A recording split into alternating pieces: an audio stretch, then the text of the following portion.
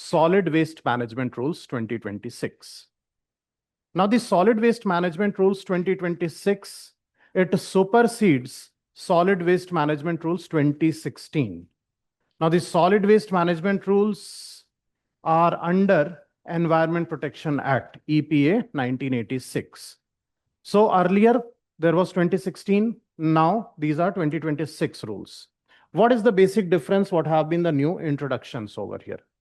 So the most important thing over here is under the new rules, the waste would not be considered as a garbage. It needs to be considered now as a resource. So when you are saying waste to be considered as resource, you should be utilizing it in one way or another. That's all of the philosophy change that we see from 2016 to 2026. That's the first thing. So over here in this case, now when we see what are the provisions, the first thing is bulk waste generator. Now, bulk waste generator, and here the concept that is the responsibility of bulk waste generator. The idea of bulk waste generators are those entities who produce or who generate waste in huge, large volumes every day. These can be big corporate offices, okay, big hotels, or so any such entity who is producing in large quantities. They have been identified as bulk waste generator. Now, with respect to bulk waste generator, under 2016, there was nothing related to this. So the basic idea that waste collection and waste processing, disposal was completely a responsibility of whom? Was completely the responsibility of municipality. So be it any entity, municipality trucks would come, they will collect the garbage, they will take it to somewhere, dispose it, process it, whatever. Now the new rule says that bulk waste generators who are there, for their waste, the responsibility now would not be that of municipality. Municipality has nothing to do with it. If you are bulk waste generator, it's your responsibility, what would be called as extended BWG responsibility. And what is your responsibility? It is your responsibility to send that waste, to dispose that waste basically. And disposing the waste also needs to be at registered centers. It cannot be that you have thrown it somewhere. Okay, it should go into an authorized facility. And that is where end-to-end bulk waste generators will have to take care of their waste. Now, there is absolutely no responsibility of municipality in this. That is the first thing that has been there. Now, after this, the second is the source segregation, segregation at source. The waste segregation at source, the earlier rules had maximum of 3 categories which were there, which basically we know as wet waste, dry waste, and hazardous waste. These were 3 categories. In a lot of cases, there were only 2 categories, wet waste and dry waste. Now, these new rules have expanded it to 4 categories effectively. 4 categories where wet waste remains still same, dry waste still remains same. Along with that, the third category which was there, it has been divided now further into 2 groups, 2 categories. One that is sanitary waste, be it diapers or biomedical type materials. This becomes sanitary waste. And next is special care waste. These are hazardous wastes, as we know. See, paints, aerosols, household hazardous waste, these are hazardous waste. So hazardous waste separate and sanitary waste separate. That is the new introduction which is there. Earlier, both of these comprised of one single category. Correct? So second aspect, second provision is expanding the scope of categories for waste segregation at source. That's the second thing. Okay, third thing what has been done is regarding refuse derived fuels. So RDF, what is refuse derived fuels? These are high calorific value waste. High calorific value waste may include, and that has included, has been plastic, paper, any textile waste which is there.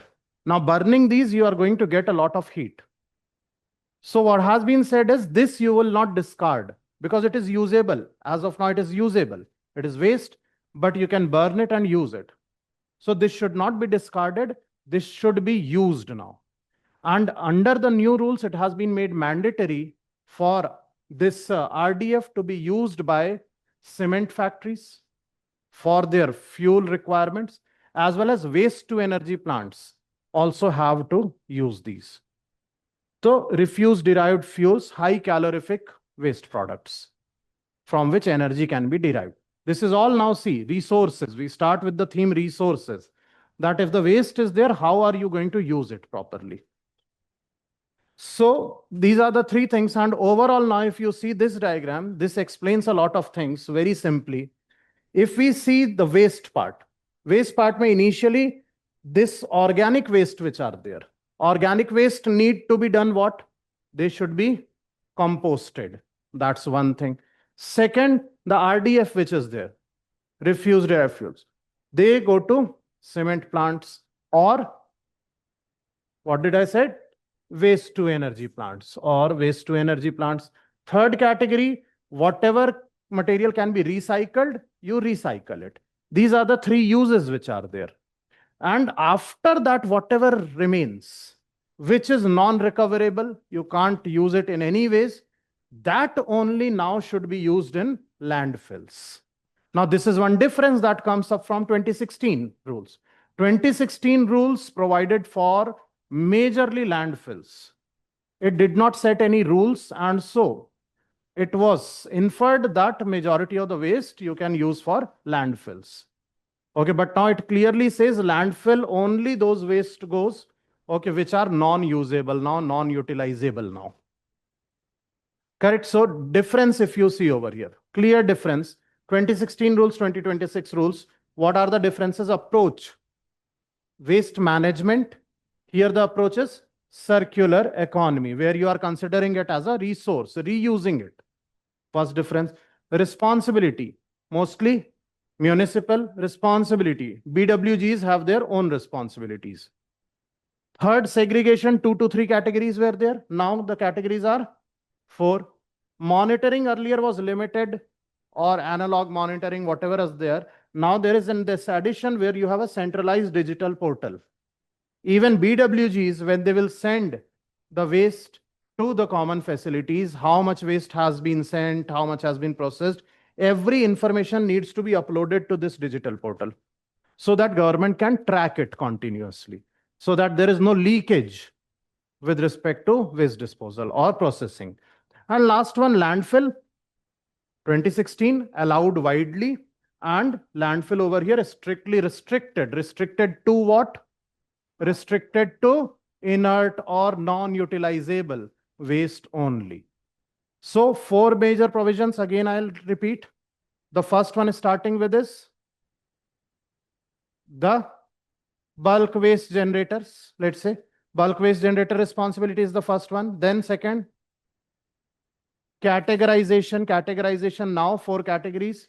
Then third, circular economy is about the same. Third is about the RDFs, refuse derived fuels. Okay, they should go to where? Utilized by either cement industry or WTE, waste to energy. And then the fourth one, rules about landfill. That inert goes only inert or non-utilizable waste goes to this. And then plus you have the idea that is you have a digital portal now. Digital portal to track it. Correct? These are the new solid waste management rules 2026 superseding 2016 rules. Okay.